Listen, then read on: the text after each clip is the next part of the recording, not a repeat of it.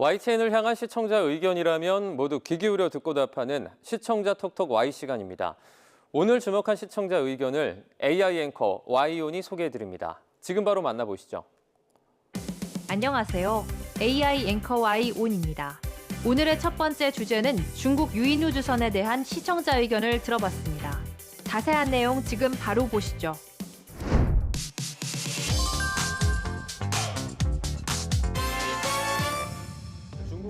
얼마 전 중국이 유인 우주선을 발사했다는 소식을 전하며 이에 대한 간략한 정보를 담은 보도가 있었습니다. 중국은 현지 시간 30일 새벽 간수성 주취안 위성발사센터에서 우주비행사 3명을 태운 선저우 19호를 우주정거장 텐궁을 향해 쏘아 올렸습니다. 선저우 19호 승무원들은 올해 4월 지구를 떠난 선저우 18호 승무원들과 교대한 뒤 우주정거장 텐궁에서 6개월가량 머물게 됩니다. 중국이 발사한 유인 우주선 선저우 19호에 탑승한 우주 비행사 3명을 소개하고 앞으로의 일정을 짚어보기도 했는데요. 보도에서 중국이 선저우 19호를 발사해 자체 우주정거장 텐궁으로 보낸 소식을 전했는데 관련해 앞으로 선저우 19호가 수행할 임무 등을 설명했다면 이번 발사가 가지는 의미를 더 잘 이해했을 거라는 시청자 의견이 있었습니다. 시청자의 이해를 돕기 위해 시청자 톡톡 Y에서 중국의 선저우 19호에 대해 구체적으로 알아봅니다.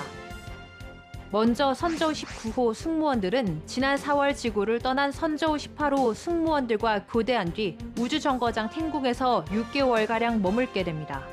중국은 2022년 12월 독자 우주정거장 텐궁을 완공한 이후 6개월마다 유인 우주선을 발사해 과학 실험 등을 수행할 비행사들을 보내고 있는데요. 선저우 19호 승무원들은 텐궁에 머무는 동안 86개의 우주과학 연구와 기술 실험을 수행할 예정입니다. 그중 인공달 토양으로 만든 벽돌 실험도 진행하는데요. 해당 벽돌이 우주 환경에도 버틸 수 있는지 확인해 향후 달에 세워질 연구기지 건설에 이용할 계획이라고 합니다. 또한 인간과 유전자 구조가 비슷한 초파리가 우주 환경에서 적응하는 모습도 관찰합니다. 또한 중국은 지난 10월 2050년까지 세계 인류 우주 강국 건설을 골자로 하는 국가 우주과학 중장기 발전 계획을 발표했습니다. 계획에 따르면 중국은 2027년까지 우주정거장을 운영하고 유인 달 탐사와 행성 탐사 프로젝트를 수행할 계획이라고 합니다. 다음으로 시청자 톡톡 Y 두 번째 주제는 특허 우선 심사에 대한 시청자 의견을 들어봤습니다. 어떤 내용을 담고 있는지 이어서 확인해 보시죠.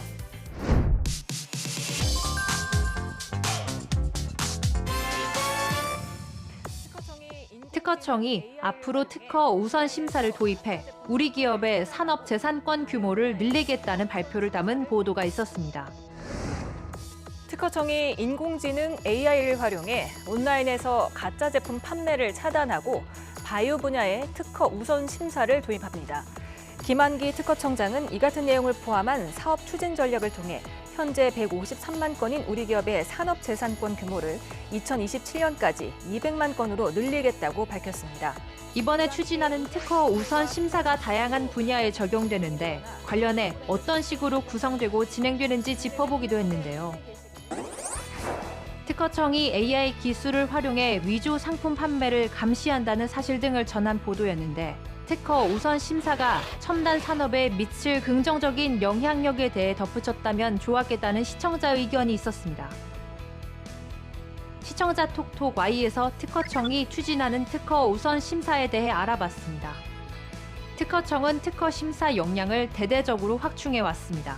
이를 통해 7월에는 내국인의 특허 보유 건수가 100만 건을 돌파했으며 연간 특허 심사 처리 건수도 대폭 증가해 2021년 18만 건에서 올해 약 20만 건 수준에 이를 것으로 예상되는데요. 8월에는 지식재산 금융 10조 원 시대를 여는 기념비적인 성과도 있었는데 이는 2021년 6조 원에서 2년 8개월 만에 1.7배 급성장한 결과입니다. 특허청은 AI, 양자, 첨단 바이오 등 게임 체인저 기술에 대해 데이터에 기반한 국가 전략이 수립될 수 있도록 국가위원회 등의 특허 빅데이터 분석 결과를 제시할 방침인데요. AI 산업 등에서 특허 빅데이터가 활용될 수 있도록 연말까지 산업재산정보법에 근거한 5개년 기본 계획도 수립할 예정입니다. 우리나라 경제 성장에 수출 영향력이 절대적인 만큼 우리 기업이 해외 지식재 산분쟁에 대비할 수 있도록 지원하는데요. 당장 내년부터는 수출 초기 예정 기업의 지식재산 분쟁 위험을 사전에 진단하는 컨설팅을 제공한다고 합니다. 마지막으로 오늘 시청자 톡톡 Y 세 번째 주제는 도심 항공교통 UAM에 대한 시청자 의견을 들어봤습니다. 이어지는 내용도 지금 바로 만나보시죠.